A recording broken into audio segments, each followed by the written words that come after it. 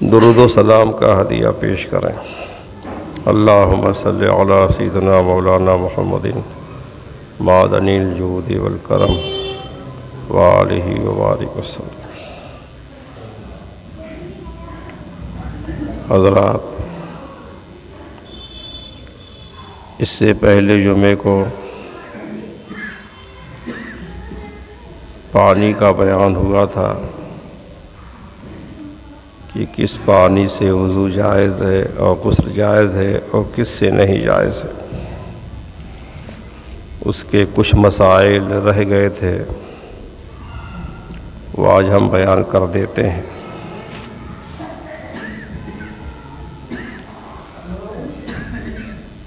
وضو یا غسل میں جو پانی استعمال ہوا، بدن سے لگ کر جو پانی گرا، اس پانی کو مستعمل پانی کہتے ہیں، استعمال کیا ہوا پانی۔ وہ پاک ہے لیکن پاک کرنے والا نہیں ہے، اس سے وضو نہیں جائز ہے، غسل نہیں جائز۔ اسی کا بیان چل رہا تھا۔ ایک مسئلہ یہ ہے کہ پانی میں ہاتھ پڑ گیا، بالٹی میں، لوٹے میں، کسی چیز میں پانی ہے، اس میں ہاتھ پڑ گیا یا اور کسی طرح وہ پانی مستعمل ہو گیا، وہ تو کام کا نہیں رہا، اس سے وضو اور غسل جائز نہیں ہے۔ اب یہ چاہیں کہ یہ پانی کام کا ہو جائے، اس سے وضو جائز ہو جائے، اس سے غسل جائز ہو جائے، تو اچھا پانی اس سے زیادہ اس میں ملا دیں۔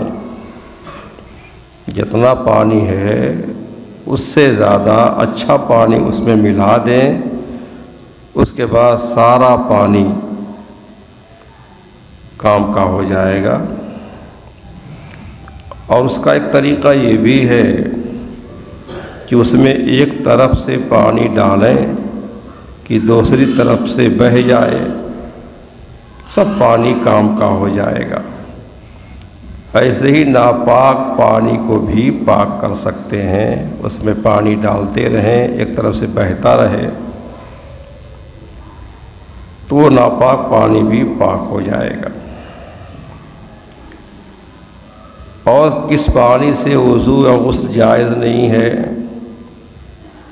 کسی درخت یا پھل کے نچوڑے ہوئے پانی سے وضو جائز نہیں، جیسے کیلے کا پانی، انگور کا پانی، انار کا پانی، تربوز کا پانی، گنے کا رس، ان چیزوں سے وضو جائز نہیں۔ ہم نے ایک حدیث سنائی تھی آپ کو کہ دھوپ میں جو پانی گرم ہو، اس پانی سے وضو نہیں کرنا چاہیے۔ اس کے بارے میں تفصیلی مسئلہ یہ دیا ہے کہ جو پانی گرم ملک میں گرم موسم میں سونے چاندی کے سوا کسی اور دھات کے برتن میں دھوپ میں گرم ہو، سونے کے برتن میں گرم ہو یا چاندی کے برتن میں رکھا ہے پانی گرم ہو، اس کا یہ حکم نہیں ہے، وہ پانی خراب نہیں ہوگا۔ تو سونے اور چاندی کے علاوہ کسی اور دھات کے برتن میں ہو، الومینیم میں ہو، اسٹیل کے برتن میں ہو، اور برتن میں پانی ہے، پانی اور برتن دھوپ میں رکھا ہوا ہے، دھوپ میں پانی گرم ہو گیا، تو جب تک وہ پانی گرم ہے اس سے وضو اور غسل نہ چاہیے۔ آگ پہ گرم کیا ہوا پانی ہے، اس کو بے تکلف استعمال کر سکتے ہیں، وضو بھی کر سکتے ہیں، غسل بھی، لیکن دھوپ میں جو پانی گرم ہوا جب تک گرم ہے اس سے وضو اور غسل نہ کرنا چاہیے اور نہ اس کو پینا چاہیے، بلکہ بدن کو کسی طرح پہنچنا نہ چاہیے، یہاں تک کہ اگر اس سے کپڑا بھیگ جائے تو جب تک کپڑا کو ٹھنڈا نہ ہو لے اس کے پہننے سے بھی بچیں۔ وجہ یہ بتائی ہے کہ اس پانی کے استعمال میں اندیشہ برس ہے، سفید داغ ہونے کا اندیشہ ہے۔ لیکن اگر اس سے وضو کرے گا تو وضو ہو جائے گا، غسل کرے گا تو غسل اس کا ہو جائے گا، لیکن کرنا نہیں چاہیے۔ ہمارا دین جو ہے آدمی کو ظاہری باطنی بیماریوں سے بچاتا ہے، تو اس لیے یہ بتا دیا کہ اس کے استعمال سے چونکہ نقصان ہونے کا اندیشہ ہے، اس لیے اس کو استعمال نہ کریں۔ چھوٹے چھوٹے گڑھوں میں پانی ہے جو 10 ہاتھ لمبے 10 ہاتھ چوڑے نہیں ہیں، چھوٹے چھوٹے گڑھے ہیں، پانی ہے لیکن اس میں نجاست کا پڑنا معلوم نہیں ہے، تو اس سے وضو جائز ہے۔ ایک مسئلے پہ غور کریں، نابالغ بچہ ہے یا بچی ہے تو نابالغ کا بھرا ہوا پانی جو شرعاً اس کی ملک ہو جائے، اسے پینا یا وضو یا غسل یا کسی کام میں لانا اس کے ماں باپ یا جس کا وہ نوکر ہے اس کے لیے تو جائز ہے، اس کے سوا کسی کو جائز نہیں ہے، اگرچہ وہ اجازت بھی دے دے۔ اگر وضو کر لیا، نابالغ نے نل سے پانی بھرا، کنویں سے پانی نکالا، کسی نے وضو کر لیا، اس پانی سے وضو ہو جائے گا مگر وہ گنہگار ہوگا۔ اس میں فرمایا کہ یہاں سے معلمین کو سبق لینا چاہیے، اساتذہ کو جو بچوں کو پڑھاتے ہیں، اکثر بچوں سے کام لیتے رہتے ہیں تو ان سے پانی بھی بھرواتے ہیں، یا ایک لوٹا پانی لے آؤ۔ اب نابالغ بچہ ہے، پانی بھر کر کے لایا ہے، وہ پانی اس بچے کی ملک ہو گیا، اب اس کا پانی آپ استعمال نہیں کر سکتے، اس کے ماں باپ استعمال کر سکتے ہیں، یا اگر وہ کسی کا نوکر ہے تو اس کا مالک استعمال کر سکتا ہے، اوروں کے لیے نہیں۔ لکھا ہے کہ یہاں سے معلمین کو، اساتذہ کو سبق لینا چاہیے کہ اکثر وہ نابالغ بچوں سے پانی بھروا کر اپنے کام میں لایا کرتے ہیں۔ اسی طرح بالغ کا بھرا ہوا، بالغ شخص ہے، اس نے پانی بھر کے رکھا ہے، تو اگر اس کو استعمال کرنا چاہتے ہیں تو اس سے اجازت لے لیں، بغیر اجازت اس کو صرف کرنا بھی جائز نہیں ہے۔ نجاست پانی میں گری تو نجاست نے، اور پانی چاہے جتنا ہو، اگر نجاست نے پانی کا مزہ بدل دیا، اس کی بو بدل دی، اس کا رنگ بدل دیا، تو اب وہ پانی، اس پانی کو اپنے استعمال میں بھی لانا جائز نہیں ہے، اور جانوروں کو پلانا بھی جائز نہیں ہے۔ یہ نہ سوچے کہ ہم پانی نہ پئیں گے لیکن جانور کو پلا دیں، جانوروں کو بھی نہیں پلا سکتے۔ ہاں گارے مٹی وغیرہ کے کام میں لا سکتے ہیں، مگر اس گارے مٹی کو مسجد کی دیوار وغیرہ میں صرف کرنا جائز نہیں۔ یہ چند مسائل تھے۔ اب جو ہے ہم آپ کو بتاتے ہیں کہ آدمی اور جانوروں میں کس کا جوٹا جائز ہے، پاک ہے، کس کا ناجائز ہے یا مکروہ ہے، یعنی آدمی اور جانوروں کے جھوٹے کا بیان ہم کرتے ہیں۔ آدمی چاہے جنب ہو، اس پر غسل فرض ہو، یا حیض و نفاس والی عورت ہو، اس کا جھوٹا پاک ہے۔ تو آدمی کا جھوٹا پاک ہے، کافر کا جھوٹا بھی پاک ہے، مگر اس سے بچنا چاہیے۔ کافر نے پانی پی لیا ہے، کھانا وانا کھا لیا ہے، اس کا جھوٹا نہ استعمال کریں۔ پاک تو ہے لیکن اس سے بچنا چاہیے، جیسے تھوک پاک ہے، ریٹھ پاک ہے، کھکار پاک ہے، مگر آدمی ان سے گھن کرتا ہے، اس سے بہت بدتر کافر کے جھوٹے کو سمجھنا چاہیے۔ کسی کے منہ سے اتنا خون نکلا، چونکہ خون نجس ہے، ناپاک ہے، تو منہ سے اتنا خون نکلا کہ تھوک میں سرخی آ گئی، تھوک جو ہے لال ہو گیا، اور اس نے فوراً پانی پیا، تو یہ جھوٹا ناپاک ہے۔ اور سرخی جاتی رہنے کے بعد اس پر لازم ہے کہ کلی کر کے منہ پاک کرے۔ معاذ اللہ کسی نے شراب پی، اللہ بچائے، شراب پینا سخت گناہ ہے، گناہ کبیرہ ہے، اور شراب پی کر کے فوراً پانی پی لیا تو وہ پانی نجس ہو گیا، ناپاک ہو گیا۔ اور اگر اتنی دیر ٹھہرا کہ شراب کے اجزاء تھوک میں مل کر حلق سے اتر گئے تو اب ناپاک نہیں، مگر پھر بھی شرابی اور اس کے جوٹھے سے بچنا ہی چاہیے۔ جس کو آپ جانے کی شراب پیتا ہے اس کا جوٹھا کبھی بھی استعمال نہ کریں۔ شرابی کی مونچھیں اگر بڑی ہوں کہ شراب مونچھوں میں لگی تو جب تک ان کو پاک نہ کرے، جو پانی پیے گا وہ پانی اور برتن دونوں ناپاک ہو جائیں گے۔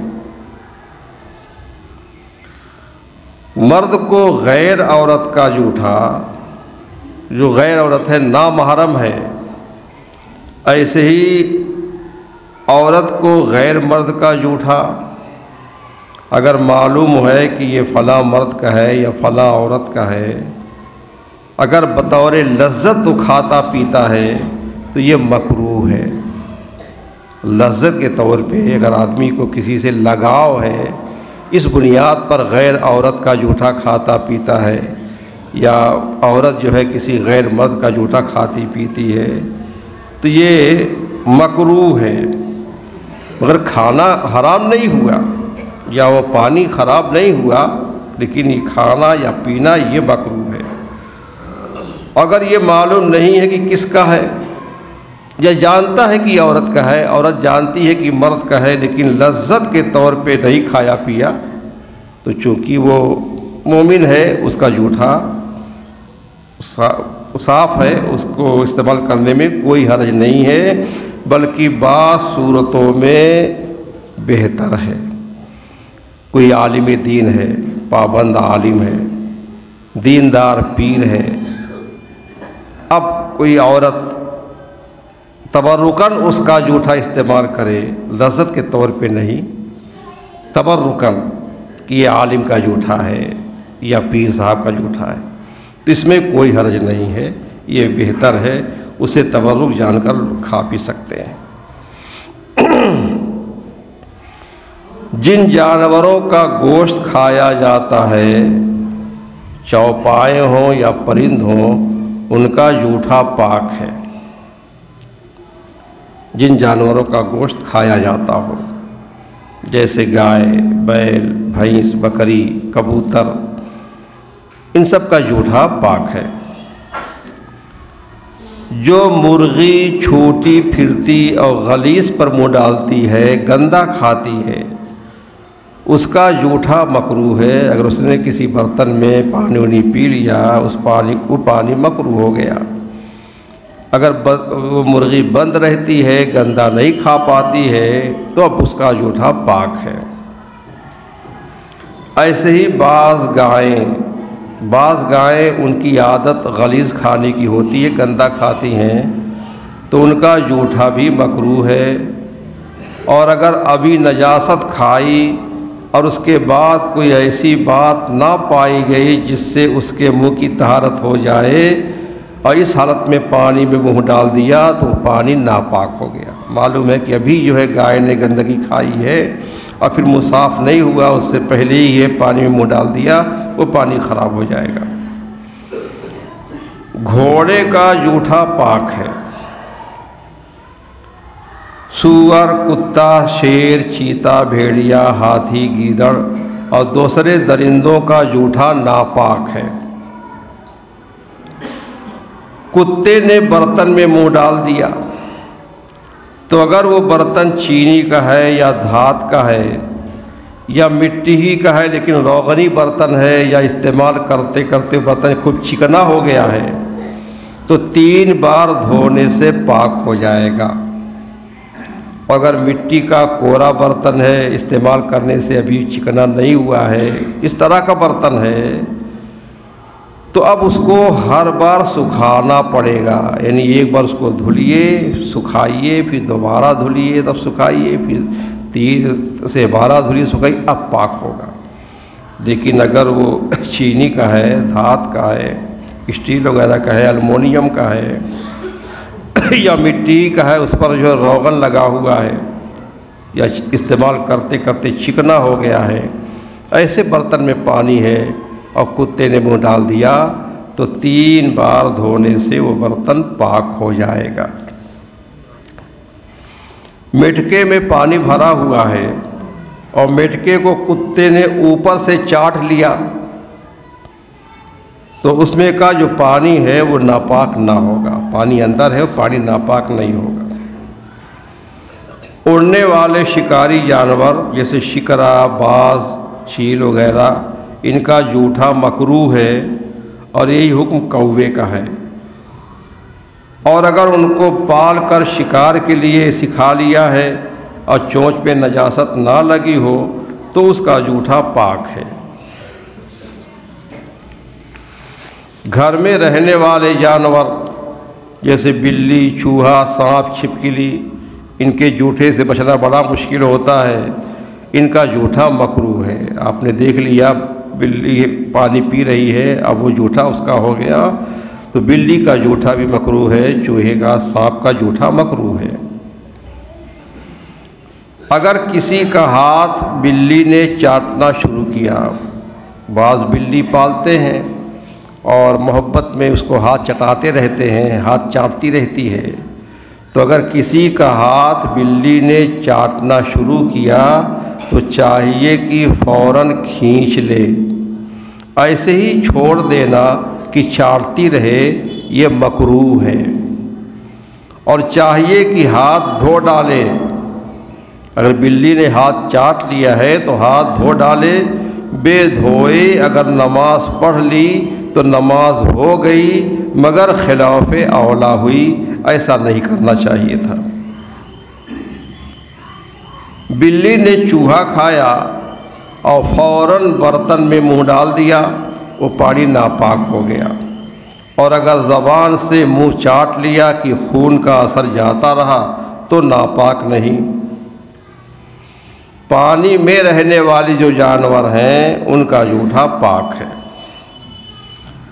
گدھے کا جوٹھا اور کھچر کا جوٹھا مشکوک ہے۔ مشکوک یعنی اس کے قابل وضو ہونے میں شک ہے، وہ پانی وضو کے قابل ہے یا نہیں، اس میں شک ہے، لہٰذا اس پانی سے وضو نہیں ہو سکتا، کیونکہ آدمی کو بے وضو ہونا یقین ہے، اور حدث متیقن جو یقینی بے وضو ہے وہ مشکوک طہارت سے اس کا حدث زائل نہ ہوگا، اس لیے اس سے وضو نہیں ہو سکتا۔ جو جوٹھا پانی پاک ہے اس سے وضو بھی جائز ہے، غسل بھی جائز ہے، مگر جنوب نے جو آدمی ناپاک ہے جس پر غسل فرض ہے اس کا جوٹھا بھی پاک ہے، مگر اس نے بغیر کلی کیے پانی پیا تو اس جوٹھے پانی سے وضو ناجائز ہے کہ وہ پانی مستعمل ہو گیا، اور مستعمل پانی سے وضو ہوتا نہیں۔ اچھا پانی ہوتے ہوئے مکروہ پانی سے وضو اور غسل مکروہ ہے۔ اگر اچھا پانی موجود ہے تو مکروہ پانی سے وضو نہ کرے، غسل نہ کرے، مکروہ ہے، اور اگر اچھا پانی موجود نہیں ہے، صرف وہی مکروہ پانی موجود ہے تو کوئی حرج نہیں ہے۔ اسی طرح مکروہ جھوٹے کا کھانا پینا بھی مالدار کے لیے تو مکروہ ہے، لیکن غریب محتاج کو بلا کراہت جائز ہے، وہ مکروہ جھوٹے کا کھانا جو ہے وہ کھا بھی سکتے ہیں، پی بھی سکتے ہیں۔ اچھا پانی ہوتے ہوئے مشکوک سے وضو اور غسل جائز نہیں۔ پانی اچھا موجود ہے اور گدھے یا کھچر کا جوٹھا بھی ہے، تو اچھا پانی ہوتے ہوئے مشکوک سے وضو اور غسل جائز نہیں، اور اگر اچھا پانی نہ ہو تو پھر اسی سے وضو اور غسل کر لے اور تیمم بھی کرے، اور بہتر یہ ہے کہ وضو پہلے کر لے، اور اگر اس کا الٹا کیا، پہلے تیمم کیا پھر وضو کیا ہے، جب بھی کوئی حرج نہیں ہے، لیکن دونوں کام کرے۔ مشکوک جوٹھے کا کھانا پینا جائز نہیں ہے۔ مشکوک پانی اچھے پانی میں مل گیا تو اگر اچھا پانی زیادہ ہے تو اس سے وضو ہو سکتا ہے، ورنہ نہیں۔ جس کا جوٹھا ناپاک ہے اس کا پسینہ بھی ناپاک ہے، اس جانور کا لعاب اور تھوک بھی ناپاک ہے، اور جس کا جوٹھا پاک اس کا پسینہ اور لعاب بھی پاک، اور جس کا جوٹھا مکروہ اس کا لعاب اور پسینہ بھی مکروہ۔ گدھے کا پسینہ یا کھچر کا پسینہ اگر کپڑے میں لگ جائے تو کپڑا پاک ہے، چاہے کتنا ہی زیادہ لگا ہو۔ یہ پانی کا بیان ہوا، اور جوٹھے پانی کا بیان ہوا۔ اب جو ہے اس کے بعد پھر تیمم کا بیان شروع ہوتا ہے۔ تھوڑا سا وقت بچا ہے، اس لیے تیمم سے متعلق ہم ایک آیت اور چند حدیثیں آپ کو سنا دیتے ہیں، پھر مسائل بعد میں بیان کیے جائیں گے۔ اللہ عز و جل ارشاد فرماتا ہے، وَإِن كُنتُم مَّرْضَىٰ أَوْ عَلَىٰ سَفَرٍ أَوْ جَاءَ أَحَدٌ مِّنكُم مِّنَ الْغَائِطِ أَوْ لَامَسْتُمُ النِّسَاءَ فَلَمْ تَجِدُوا مَاءً فَتَيَمَّمُوا صَعِيدًا طَيِّبًا فَامْسَحُوا بِوُجُوهِكُمْ وَأَيْدِيكُمْ مِنْهُ۔ یہ سورہ مائدہ کی آیت ہے۔ اللہ فرماتا ہے، اگر تم بیمار ہو یا سفر میں ہو، یا تم میں کا کوئی پاخانہ سے آئے، یا عورتوں سے مباشرت کی، جمع کیا اور پانی نہ پاؤ، تو پاک مٹی کا قصد کرو، تو اپنے منہ اور ہاتھوں کا اس سے مسح کرو۔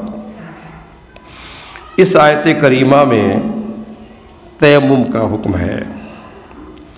یہ آیت کریمہ کب نازل ہوئی، کس موقع پر نازل ہوئی، اس امت کو تیمم کی دولت کب ملی، اس کا ذکر بخاری شریف کی اس حدیث میں ہے۔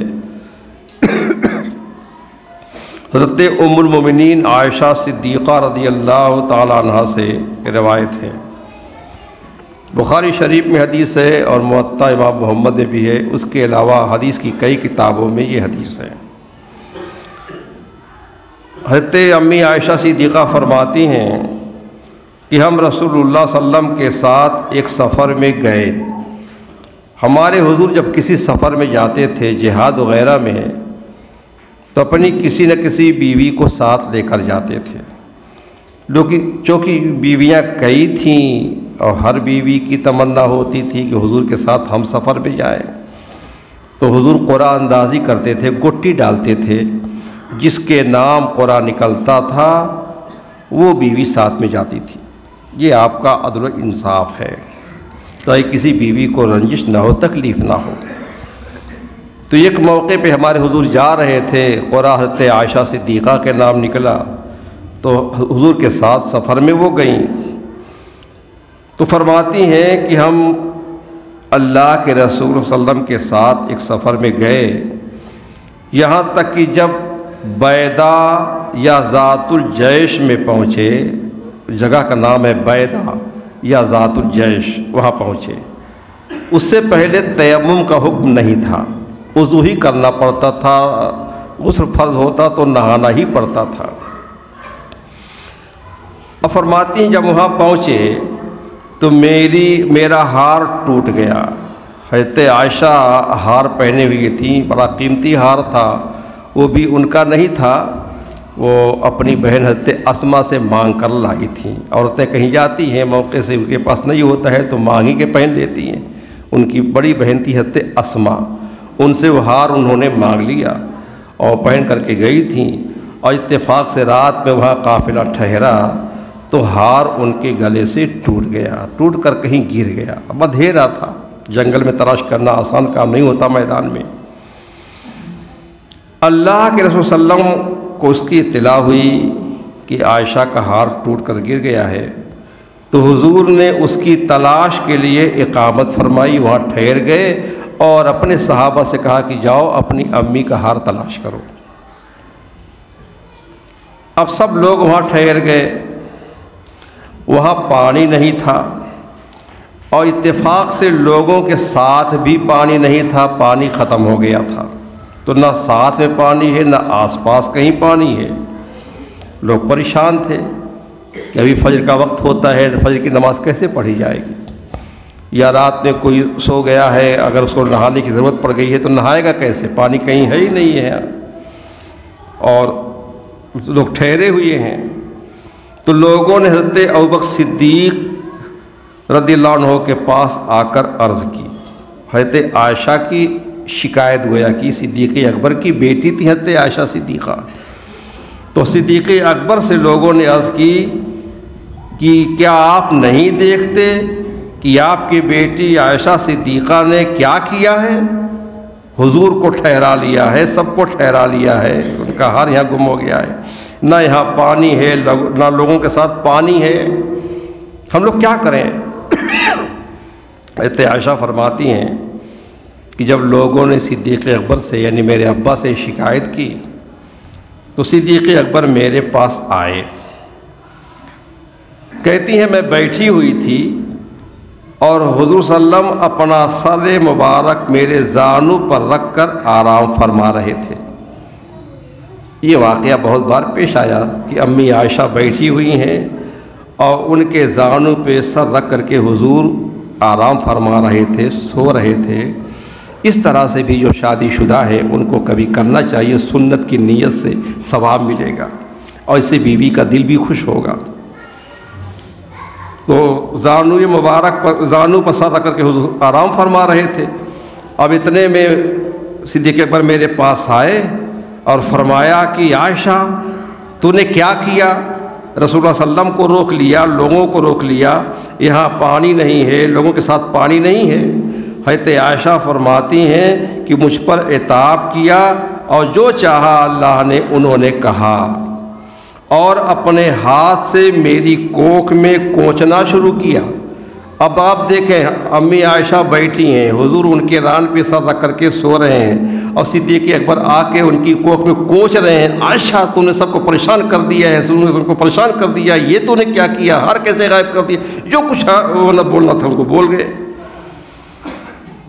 حضرت عائشہ کہتی ہیں کہ میں قابو نہیں پا رہی تھی، لیکن میں حرکت نہیں کر سکتی تھی کیونکہ حضور میرے زانو پہ سر رکھ کر کے سو رہے تھے، اگر میں حرکت کرتی تو حضور کو کی نیند میں فرق پڑ جاتا، اس لیے کہتی ہیں کہ مجھے حرکت کرنے سے کوئی چیز مانے نہ تھی مگر حضور کا میرے زانو پہ آرام فرمانا یہ مانے تھا۔